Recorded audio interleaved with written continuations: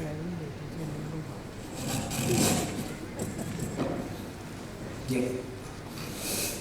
Good evening. I have like a hard stop at 5:40, 5:45. So whatever the points I'm going to discuss with you, so I'll try to summarize it from the viewpoint. So whatever I need to deliver, I'll be able to deliver to all of you. So let's start with the understanding what exactly hallucination stands for. There was a one question in the morning session कि hallucination होता क्या है? What are the problem areas? ठीक है, तो आपने अभी recently सुना होगा बहुत सारे न्यूज़ और पब्लिक डोमेन में there are a lot of wrong references to the case laws which is given.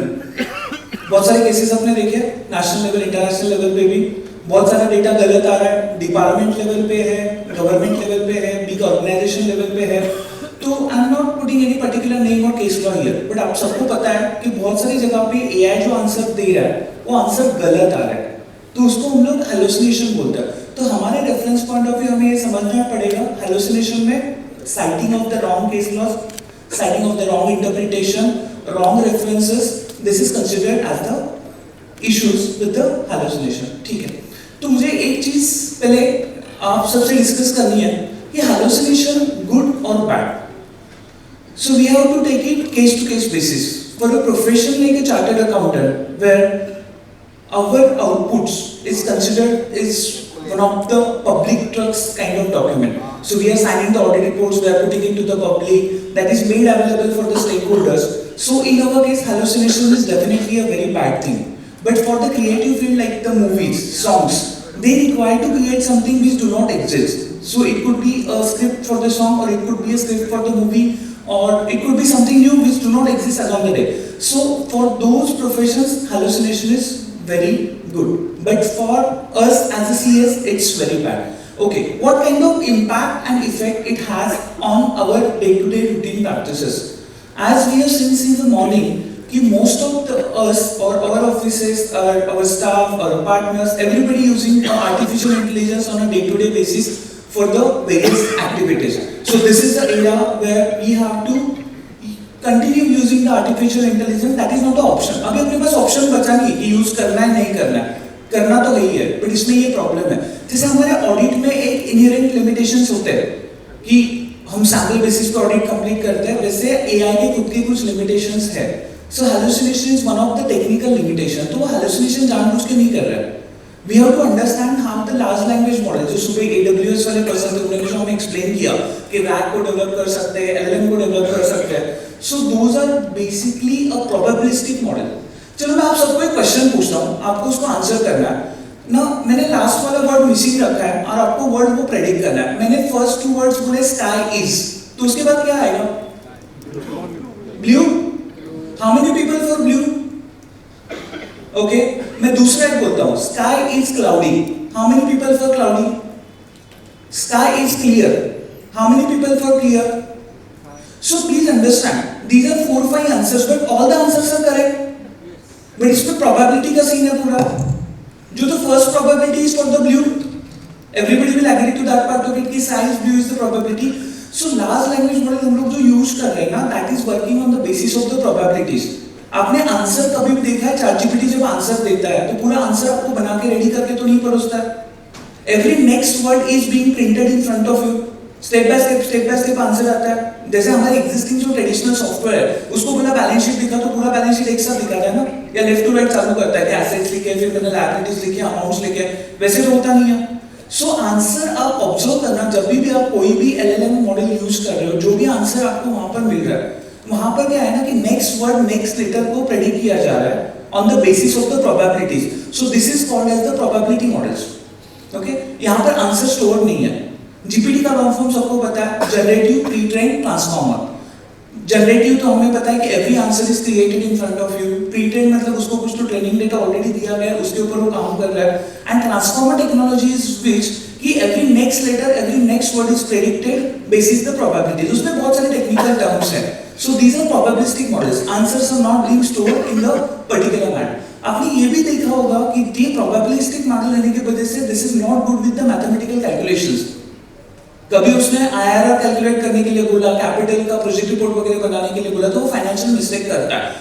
सो ये इनहेरेंट लिमिटेशन है LLMs का कि जहां पर वो हेलुसिनेट करता है, तो प्रोबेबिलिटी में multiple answers could be right answers, but उसमें इशू ऐसे होता है कि वो गलत एक वर्ड प्रेडिक्ट कर लेता है ना, तो आगे का सारा वर्ड उसके बेसिस पे प्रेडिक्ट कर लेता है। जैसे उसने पहले स्काई इज क्लाउडी कर दिया, तो क्लाउड के हिसाब से जो भी बाकी चीजें ना वो सेट हो जाएंगे, और अगर स्काई इज ब्लू कर दिया, so we have like two separate branches for the same thing. So we will not go into much of technicalities of कि हेलुसिनेशन होता क्या है।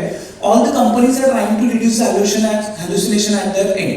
Initially GPT-2 वगैरह वर्जन से उसमें बहुत ज़्यादा होता था, but nowadays with the improved version, अभी recently 2-4 दिन पहले आपको पता है Gemini 3 का प्रो वर्जन आया है, GPT का 5.1 आया है, तो वो लोग hallucination कम करने का ट्राई कर रहे हैं। Now let me give you tips and techniques जहाँ से आप hallucination को reduce कर सकते हैं। That is most important. So the first important technique is that whenever you are asking a question, always cite the sources. जैसे आपको कोई इनकम टैक्स का क्वेश्चन पूछना है, जीएसटी का क्वेश्चन पूछना है, कंपनी एक्ट का क्वेश्चन पूछना है, तो वो आंसर देगा ना, उसके पास आंसर देने के दो तरीके हैं। एक तो आंसर उसके डेटाबेस में स्टोर रहेगा, अगर उसके पास वो पर्टिकुलर चीज का आंसर नहीं रहेगा तो वो क्या करता है, वेब सर्च करके आंसर लेके आता है। So you have to be very careful in the prompt itself कि आप उसको सोर्सेस क्या डिफाइन कर रहे हो, कि मुझे आंसर जो चाहिए, please go to this particular website, search for my answer and then give me answer. मैं यहाँ पर किसी साइट का नाम नहीं लेना चाहता हूँ, but you have your own preferences. हमें पता है कि हमें कोई भी क्वेश्चन का आंसर हमें ढूंढना रहता है, तो preferably we will go with the government website first and then we have 4-5 trusted sources. तो आप जब भी क्वेश्चन डाल रहे हो ना, उसमें क्वेश्चन से ये भी डालो कि तुझे आंसर जो देना है इसी सोर्सेस से डेटा ढूंढ के देना। That is how you can control the hallucination. This is called as a garbage in garbage out, GIGO. ये टेक्निकली बहुत बार होता है कि अगर आपको उसने इनपुट में गार्बेज दे दिया तो आपका आउटपुट भी गार्बेज ही आने वाला है। So to be very careful while drafting a question, मुझे जो भी आंसर दे रहा है तो उसका सोर्स क्या होना चाहिए, दैट इज वन वे। ठीक है, और एक चीज, सेकंड पॉइंट आप लिख ले सकते हो, बहुत काम की चीजें आप इंप्लीमेंट कर सकते हो डे टू डे रूटीन में, personalization of the chat GPT. कितने लोगों ने उनकी खुद के चैट जीपीटी को पर्सनलाइज करके रखा है? ये जितने लोगों ने किया है, सारे लोगों ने किया है, लेवल 1 किया है, इसके लिए आपने कर दिया है। ठीक है, so that is the starting point for the class. आपको पता है डे 1 में फर्स्ट दिन वही कराते हैं। सो पर्सनलाइजेशन में क्या होता है, you have to understand the same large language models are being used by all the people. Doctor भी वही यूज कर रहा है, ड्राइवर भी यही यूज कर रहा है, प्यून भी वही यूज कर रहा है, कमिश्नर भी वही यूज कर रहा है, CS, engineers, every profession is using the same chat GPT. उनके लिए किसके लिए अलग-अलग वर्जन्स है। At least we have a privilege to have our own GPT, which is called CA-GPT. बाकी प्रोफेशनल्स के अपनी GPTs देखे कहाँ पर? ठीक है, सो हमें उसको बताना पड़ेगा LLM टूल को कि आप कौन हैं, what are the answer which is expected in that way, तो उसमें hallucination की probability कम हो जाती है। तो वहाँ पर आप ना instructions में क्या-क्या instruction दे सकते हो, मैं आपको बताता हूँ। Basically you can give it कि these are the sources you should refer whenever you are answering our questions. Answer should be formatted as per your requirement. Every time आपको बोलने की जरूरत नहीं है कि answer should be formal, precise, crisp, to the point. तो उसको one time, जैसे हम one time master prompt बोलते हैं ना, so system instructions are like that. एक बार उसको डाल के रखो कि तू जब भी जाएगा 4-5 साइड से डेटा लेना है, मुझे आंसर ऐसे फॉर्मेट में चाहिए। I prefer to have an answer in a tabular format. Every time हमारा आंसर ना tabular में रहेगा तो it's more concise for us. तो वो सारी चीजें आप वहाँ पर one time में डाल के रख सकते हो। That is called as the personalization of the your own LLM models। और ये सब में ऑप्शंस अवेलेबल है, जेमिनी में अवेलेबल है, क्लाउड में अवेलेबल है, चैट जीपीटी में अवेलेबल है। सो आपका जो भी KRA रहेगा, आपका जो भी प्रोफाइल रहेगा, आप जो भी एरिया में काम करते हो, जो जितने भी साल के लिए आप काम कर रहे हो, तो उसको सारा वो बता के रखना पड़ेगा। This is what is expected from you. It's like you are onboarding a article on the day 1 और उसको आर्टिकल को आपने बोल दिया कि 2 साल में मुझे ये चीजें पसंद है, ये चीजें पसंद नहीं है, and this is expected from you. और जब भी आपका ऑफिस के पॉलिसीज वगैरह अपडेट होते हैं तो वापस आप पूरे स्टाफ को बुला के रीट्रेनिंग करते हो ना, उनको बोल देते हो कि these are the new things we should follow from this particular day. तो वहां पर आपको दूसरा चीज है, that is the personalization of your LLM models what you are using. Third important part is the prompt engineering. तो आपका prompt engineering के ऊपर कल 1-2 सेशंस है already. Mister Bhavin Gokhlani from Ahmedabad will be taking a detail session on prompt engineering tomorrow, so I'm not going to touch on prompt engineering part of it, but this is one of the technique where hallucination can be reduced. मैं आपको simple example बोलता हूँ practical. आपने उसको एक example दे दिया, उसको बोला प्लीज कैलकुलेट द टैक्सेस और please calculate the income tax sorry, तो आपने उसमें फाइनेंशियल असेसमेंट ईयर नहीं दिया तो कैलकुलेशन वेरी हो सकता है। तो हमें ये चीज समझनी पड़ेगी कि प्रॉम्प्ट पे अपने जितने भी पैरामीटर डिफाइन नहीं किए उतने सारे पैरामीटर को खुद एज्यूम कर लेता है. So it's better our prompt should be not a open ended question, it should be a close ended. वो प्रॉम्प्ट पढ़ने के बाद में कभी भी टूल को नहीं लगना चाहिए कि इसमें कुछ चीजें हैं जो मुझे एज्यूम करनी है. So instead of that, you give all the inputs, and on that basis of inputs, it will come up with the answer. So prompt engineering is another way where you can tackle the situation of hallucination. Fourth important thing, what can be done? You can use a tools like, how many people have used NotebookLM before? Okay. So NotebookLM is very important tool. So NotebookLM में क्या होता है? You can define the sources. कि मुझे ये 4 PDF से ये answer चाहिए. तो इधर उधर जाने की जरूरत नहीं है, तुझे वेब सर्च करने की जरूरत नहीं है. I am going to give you the source material along with the links. अभी तो उसमें बहुत सारे अपडेट्स आ गए, मतलब 2 दिन पहले उसमें अपडेट्स आ गए कि you can also upload the images. So you can upload PDF file, images, Word file, web link, YouTube के videos. For example I give you example of NotebookLM. हमारे इस बार जो बैंक ऑडिट था, बैंक ब्रांच ऑडिट, तो we had like a 200 hours of YouTube videos to be go through for the bank audit. So हमने सारे YouTube के videos के लिंक को NotebookLM में अपडेट कर दिए थे, and we were asking a question on that particular notebook, and it was searching into all these 200 hours of videos and trying to find the answer for me. So वहाँ पर अब क्या होता है कि डेटा को आप लिमिट कर सकते हो, मतलब you can restrict the sources from which the answer is given, which is similar to the technique number 1. But technique number 1 में क्या हो रहा था? It was doing a web search. तो वेब सर्च में उसको हम ऑप्शन दे रहे थे कि सारे वेबसाइट पे जाने की जरूरत नहीं है, you only go on this 4-5 websites and give me answer. NotebookLM में एक्चुअली आपको आपका डेटाबेस अपलोड करना पड़ता है. So let's see you are doing with the Finance Act 2025. तो उससे रिलेटेड सर्कुलर्स वगैरह सब चीजें आप अपलोड कर दो, and you can start asking a question. This is kind of a way where you can create your own large language model, जहाँ पर आप उसको डेटा सारा अपलोड कर दो और वहाँ पर आप उसको क्वेश्चन पूछो. ठीक है. So जिन्होंने यूज नहीं किया, please start using that. I consider this to be the most powerful tool for the chartered accountant because most of the cases में हमारे पास डेटा सोर्सेज फिक्स रहते हैं, हमें सिर्फ उसके आंसर ढूंढने पड़ते हैं. देखो इसमें इंटरप्रिटेशन का इशू आने वाला है. Wherever there are gray areas in the laws, there could be a issue with the interpretation. Still, the hallucination बहुत extent level पे reduce हो जाता है क्योंकि आपने sources को वहाँ पर restrict कर दिया. Fifth important thing is that कि you have to understand which AI tool or which model to be used for which particular activity. मैं आपको एक सिंपल एग्जांपल देता हूँ. मेरे ऑफिस में वैसे तो बहुत सारे आर्टिकल है, but I would like to connect with this 2 articles. एक आर्टिकल दोनों एक साथ में ज्वाइन किया था उन्होंने, तो एक आर्टिकल को मैंने काम दिया कि बहुत से अकाउंटिंग करके लेके आना. वो अकाउंटिंग करके लेके आया 15 दिन के बाद, और मैंने देखा कि उसमें सस्पेंस का कोई अकाउंट ही नहीं है. So I asked him clearly, boss suspense कुछ है, समझा है नहीं समझा है. So I was in the impression अब ये बच्चे स्मार्ट हो गए, उसने क्लाइंट को फोन करके सारा सस्पेंस क्लियर कर लिया, and this is the final accounts I need to see into. But finally उसने मुझे ये बोला कि सर मुझे जो भी नहीं समझा, it was a proprietor, okay, normal trader accounting, मुझे जो भी नहीं समझा मैंने सारा कैपिटल में मार दिया. हाँ, so can you imagine the situation? So please consider this as your base model. उसको छोटा से छोटा काम दोगे तो वो भी गलत करेगा. And I have another article who is like the girl, she is like she has exemption in all the subjects inter में. तो जब भी मेरे केबिन में वो इंटर होते मैं ऐसे 2 सेकंड के लिए मेरे खुद की चेयर से उठ जाता हूँ. मतलब मेरे को जितने अटेम्प्ट लगे उतने तो तेरे एग्जाम्पशंस है.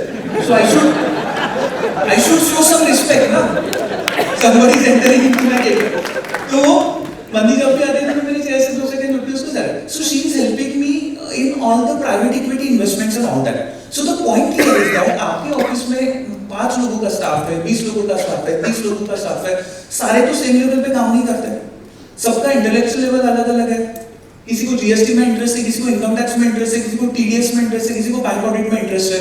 तो वैसे ही एलएलएम मॉडल काम करता है. You have to understand that way. सारी चीजें आप एक जगह से एक्सपेक्ट नहीं कर सकते हो. सो अकॉर्डिंगली आप प्रैक्टिस के साथ पता चलेगा आपको कि कौन से चीज के लिए कौन सा मॉडल अच्छा काम करता है. So there are 2 ways. First you have to decide a proper tool. जैसे आपको ना पीपीटी बनाना है, तो ऑलमोस्ट सब लोगों को अभी पता है पीपीटी बनाना है अपने को कहाँ पर जाना पड़ेगा, गामा में जाना पड़ेगा. ठीक है.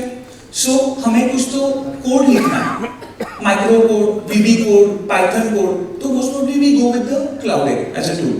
हमें कोई सीए से रिलेटेड क्वेश्चन पूछना है तो first preference will be our CA GPTs. Otherwise the normal जो चैट जीपीटीज अवेलेबल है. हमें शेयर मार्केट रिलेटेड, सुबह भी बात हो रहा था, फाइनेंस मॉडल जो है परप्लेक्सिटी का, शेयर मार्केट रिलेटेड कोई क्वेश्चन हमें पूछना, so will go to the Perplexity, और हमें कोई वेब रिसर्च वगैरह करना। तो ये ना क्या है, मैं आपको बोलता हूँ ये मेरा वाला कॉफी है और ये चेंज होते रहता है, हर रोज नए मॉडल्स आ रहे हैं, डेटा नया नया अपडेट हो रहा है, तो ये फ्लेक्सिबल है, ऐसे कोई लिस्ट फाइनल नहीं है कि ये वाला चीज इससे ही होता है, ये वाला चीज उससे ही होता है। ये आज की तारीख में वैलिडेट है, आज रात में कोई नया मॉडल आ गया तो कल सुबह मेरा आंसर वापस क्या बदल जाएगा। But this is not important, you should have your own office का लिस्ट, कि जहां पर आपको पता होना चाहिए कि आप एक आधी पर्टिकुलर चीज कर रहे हो, तो you should understand the models, you should understand the tools, तो वहां पर आपका आउटपुट एंड हैलुसिनेशन दोनों बेटर वे पे कंट्रोल होगा। सो you should understand the article capacity of yours, कि कौन सा आर्टिकल क्या काम कर सकता है, तो उसको वो हिसाब से काम दो। मतलब मैंने देखा जो जीपीटी का 5.1 मॉडल है, मेरे ऑफिस में बंदी थी, उसने क्या किया पता है, she was doing a upper case in the Excel. आप मुझे बताओ एक्सेल में प्रॉपर केस अपर केस करने के लिए फॉर्मूला है? हाँ, उसको एआई की जरूरत है? नहीं है। She was using the best model, paid वाला मैं बोल रहा हूँ, मेरे पास अवेलेबल है, एक एक उसमें नाम उठा के चैटजीपीटी को डाल रही थी और उसको बोल रही थी please make it proper case. मेरे को गुस्सा वो चीज का नहीं हुआ कि तू चैटजीपीटी यूज कर रही है, थोड़ा और दिमाग लगाया होता तो सारे वर्ड्स उठा के डालने थे, 12 नाम अलग अलग डाल रही हो तुम एक के बाद एक, तुमको आइडिया नहीं है इसमें टोकन कितना खर्च हो रहा है। तो मैं जब काम करने के लिए मैं वापस से लगा तो उसने हाथ उठा लिया, कल मिलेंगे, आज का टोकन खत्म है। मुझे बाद में पता चला मेरे ऑफिस में ऐसे यूज करे तो टोकन तो खत्म हो गया, तो मेरा काम रहेगा साइड में। So this is the point, you also have to understand in your offices you should have a standard operating processes, SOP driven particularly for the AI. अभी देखो डीपीडीपी आ गया, हमें डेटा का भी प्रिकॉशन लेना है, बच्चे उठा के बैलेंस शीट बिंदास डाल रहे हैं, कोई भी चीज उनको बोला तो 2 मिनट में वापस आता है, सर हो गया फाइनल। हाँ, मैं बोल जब तक तेरे लेफ्ट और राइट हाथ में कोई रेफरेंस मैनुअल या बुक या रेडी रेकनर नहीं है केबिन में एंटर नहीं करने का, तो मुझे वहां पर बुक में रेफरेंस देगा, तो चैटजीपीटी में क्वेश्चन पूछेगा, डीप रिसर्च करेगा, आंसर मुझे आके बताएगा, उसमें से आधी चीजें तो तेरे को पता नहीं है उसने आंसर कहां से दिया। सो this is very important, you should have a standard operating process, because see most of the you must be having a non disclosure agreement with your large client। छोटे clients का ठीक है, सबके पास गणेश एंटरप्राइजेस है, everybody has a client called Ganesh enterprises. नहीं, मुंबई में, पुणे की बात कर रहा हूं, मुंबई पुणे में, तो आप सबने मिलकर गणेश एंटरप्राइजेस का बैलेंस शीट अपलोड भी किया ना, फर्क नहीं पड़ता, करेक्ट। सो हमें वो भी देखना है कि मतलब वैल्यू ऑफ द डेटा भी देखना है कि 4480 का रिटर्न है, 12, 15, 14, 20 लाख का उसका सेल्स है, प्रॉफिट है, वो आपने अपलोड किया तो उससे फर्क नहीं पड़ेगा। और कल जाके आपने रिलायंस का अनलिस्टेड का अनपब्लिश वाला फाइनेंशियल्स अपलोड कर दिया तो वहां पर फर्क पड़ने वाला है, क्योंकि सबके पास रिलायंस नहीं है। So that is the difference we should understand. तो डेटा प्राइवेसी वाला जो सीन है वो आने वाला है। So you should have a standard operating process for usage of artificial intelligence in your office. तो उसमें एक इंपॉर्टेंट चीज हो सकती है कि जो चीज आपका रोबोटिक प्रोसेस ऑटोमेशन से हो सकता है, मतलब एक आधा काम रिपीटेटिव इन नेचर है, जो मैक्रो बना के, एक आधा लामा कोडर का कोड बना के, एक आधा पाइथन का कोड बना के हो सकता है, तो उसके लिए आपको हर वक्त एआई यूज करने की जरूरत नहीं है ना। I will give you a simple example, आपके पास 1000 इनकम टैक्स रिटर्न फाइल करना है, तो what is the logic every time you are putting all the details to the artificial intelligence and asking it to compute the computation of income? No logic. We are basically, this is a rule based logic based thing. हमारे पास तो already software है, I am just putting it as an example. Let's take example of advance tax. अभी 15 दिसंबर को advance tax का due date है, आपके पास 50 एडवांस टैक्स के केसेस है। So what is the logic every time you putting the question? Isn't it similar to the staff what my staff did of with the upper case proper case? हर वक्त वो अलग अलग answer देगा क्योंकि उसका प्रोबेबिलिस्टिक मॉडल है, is not good with the calculation. Please understand, artificial intelligence is not good with the mathematical calculations. LLMs are not made for that.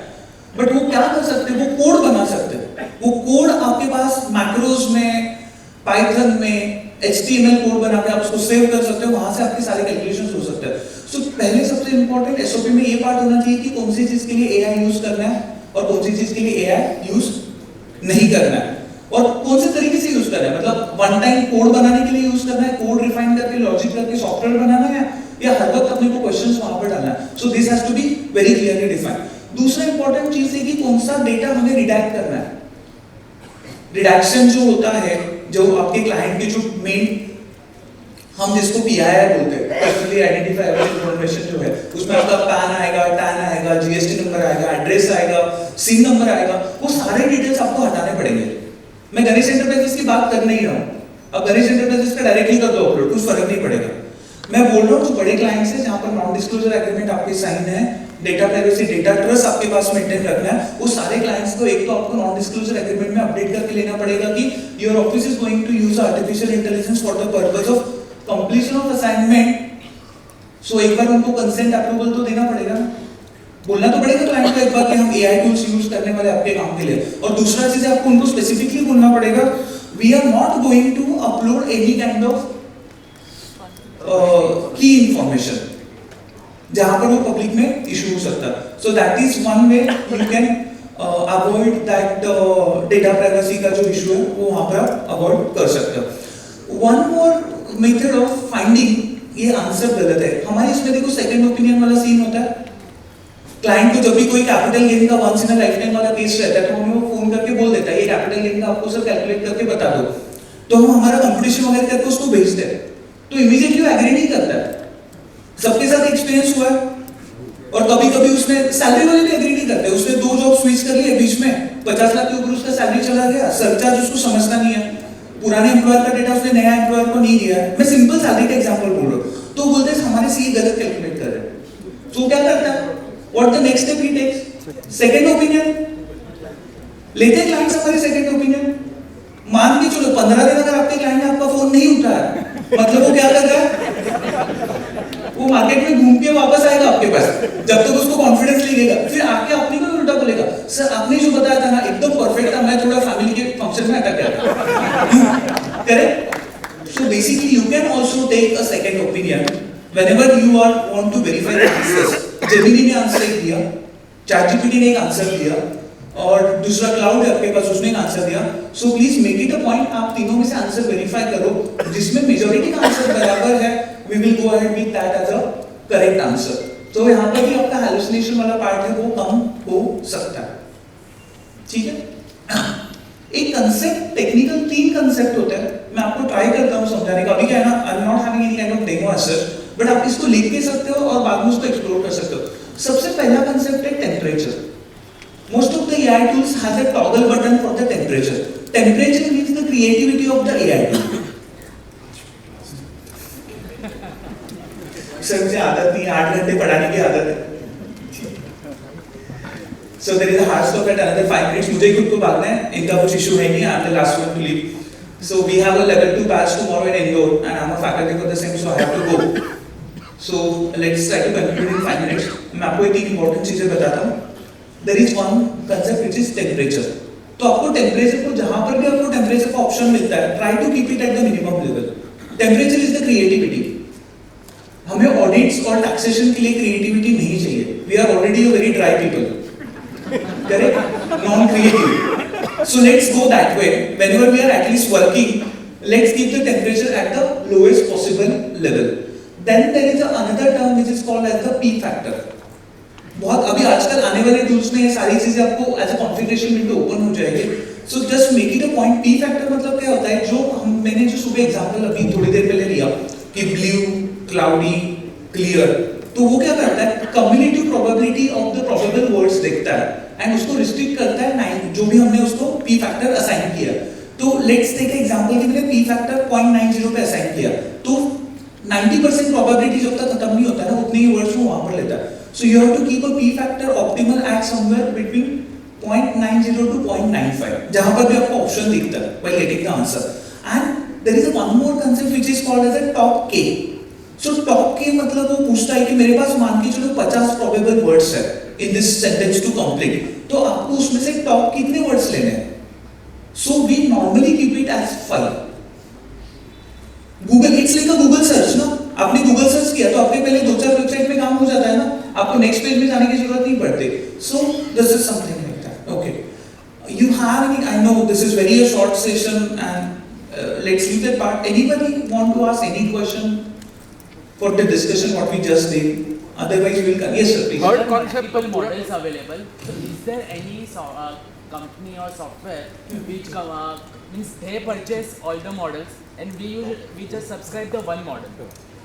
Like I just Yeah, I'll subscribe to tell one you there are- company and they subscribe to multiple models. Like There is a tool called Chat Hub. Chat Hub. So where you get to compare 6 models simultaneously for a single question. You can also try Google AI Studio, where you can compare. But the Google AI Studio problem is that you will be only able to compare the Google models. Chat Hub, all the models from all the companies will be available for the side-by-side comparison of the same question. So आप उसको एक ही question पूछते हो, उसको अलग-अलग answer देके उसको consolidate करते हैं. That is Chat Hub. Google AI Studio has the option to compare the Gemini models, जहाँ पर आप 2 मॉडल कंपेयर कर सकते हो. और ICA का जो AI एजेंट है, which is recently launched, उसमें 4 मॉडल कंपेयर करने का फंक्शनैलिटी लॉन्च किया. बट आपको वो अभी एक्सेस नहीं है. That is being given in a phase-wise manner. Yeah. Any questions before we conclude for the day? Yes, sir, please. For all these sessions, can we have the summary of all speakers? yes, I'll ask the management.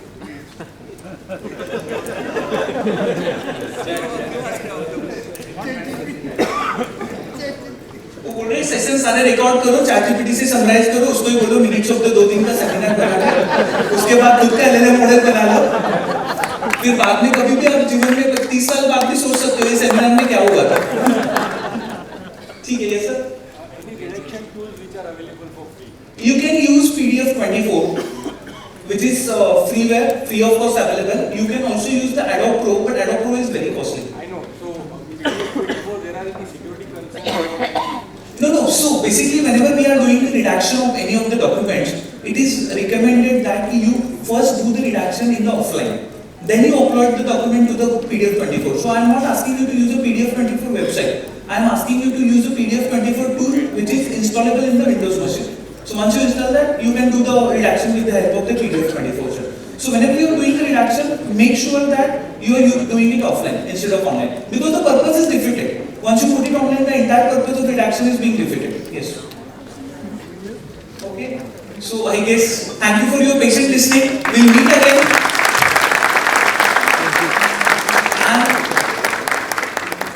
As per the survey in the morning, only 80% people are yet to do the ECA level 1 course. So it's a high time. I recommend all of you to come to a course, because there is a ECA level 2 after that. So first you have to clear the ECA level 1. So whenever you get a nearby batch, please join it, because we are covering a majority of the important part related to AI in the ECA level 1. And this course is specifically curated for the chartered accountant. And the best part about the course is that, the person who is teaching you, he's one of you. So he is also a chartered accountant. So it's not that the engineer is going to teach you the artificial intelligence. So it will be very convenient for you to connect with that person, because he also understands both the ITs. IT money income tax and IT money information technology. So you are all requested to come to a ECA level 1. The pending people. Yes. Thank you again. Yeah. Now,